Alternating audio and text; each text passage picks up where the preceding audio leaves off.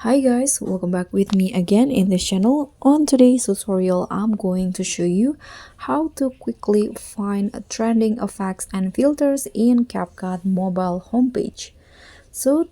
I think this is a pretty new feature where you can easily find what's on trending in CapCut.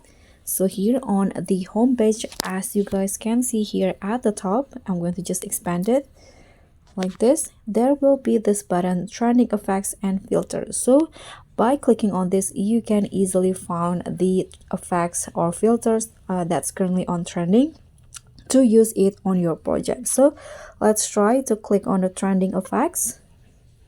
Here you can just choose the photos or video that you want to edit.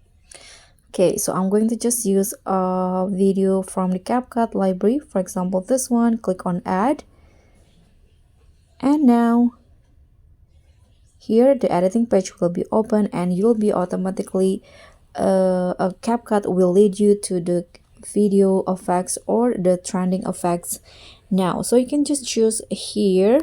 For example, in here I'm going to add the motion pattern and it will be added just like that. So that's the trending effects. So let's try the trending filter. I'm going to click on the trending filter button and then again choose your videos. Okay, I'm going to use the same one. Click on add, and now CapCut will lead you to the trending filters options. So here you can just find the one that you want to use to your edits. For example, I'm going to use this Florida filter. So just like that, you can adjust the intensity and that's it.